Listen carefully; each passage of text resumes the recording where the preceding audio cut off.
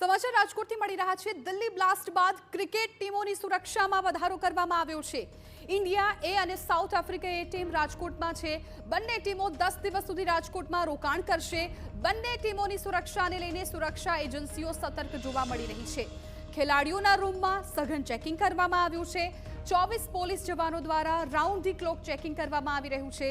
ખેલાડીઓની બસની બોમ્બ અને ડોગ સ્ક્વોડ ચકાસણી કરશે।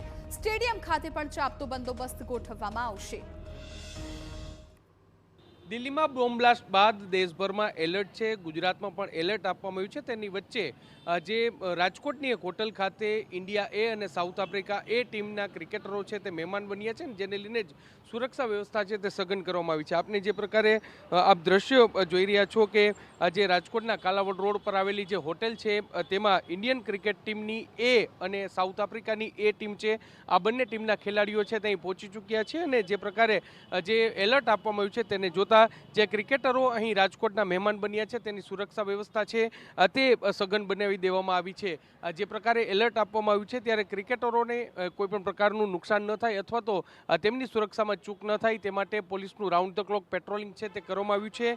જે માહિતી મળી છે તે પ્રમાણે જે એક પીએસઆઈ અને જે એક પીઆઈ સહિત કુલ 24 જેટલા પોલીસ જવાનો છે તે તૈનાત રહેશે અને તેમના દ્વારા રાઉન્ડ ધ ક્લોક પેટ્રોલિંગ છે તે કરવામાં આવશે। હોટેલની અંદર કોઈ પણ જે અજાણી વ્યક્તિને પ્રવેશ આપવામાં આવ્યો નથી। એટલું જ નહીં, પરંતુ જો કોઈ વ્યક્તિ હોટલમાં પ્રવેશ કરે તો પૂરી ચકાસણી છે તે હાથ ધરવામાં આવશે। 19 નવેમ્બર સુધી જે ઇન્ડિયા એ અને સાઉથ આફ્રિકા એ ક્રિકેટ ટીમના ખેલાડીઓ છે તે રાજકોટના મહેમાન બનવાના છે અને 3 જેટલા વન ડે મેચ છે તે અહીં રમવાના છે, જેને લઈને જ જે સુરક્ષામાં કોઈ ચૂક ન થાય તેની તકેદારી છે તે રાખવામાં આવી રહી છે। જો ભારતીય ટીમની વાત કરવામાં આવે તો ભારતીય એ ટીમમાં જે જાણીતા ચહેરા કહી શકાય તેવા તિલક વર્મા, અભિષેક શર્મા, હર્ષિત રાણા, હર્ષદીપ સિંહ, રયાન પરાગ સહિતના જે જાણીતા ચહેરાઓ છે તેઓ પણ રાજકોટ આવવાના છે અને તેને લઈને જ આ સુરક્ષા વ્યવસ્થા છે તે સઘન કરવામાં આવી છે।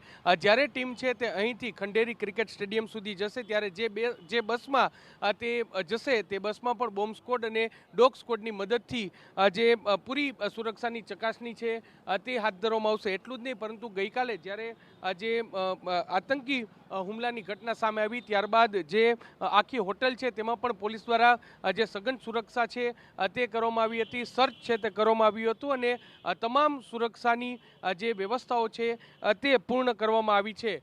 પોલીસ છે તેને અહીંથી જ્યારે ગ્રાઉન્ડ સુધી લઈ જશે ત્યારે પણ જે પોલીસ એસ્કોર્ટ પેટ્રોલિંગ પાઇલોટિંગ સાથે તેમને લઈ જવામાં આવશે।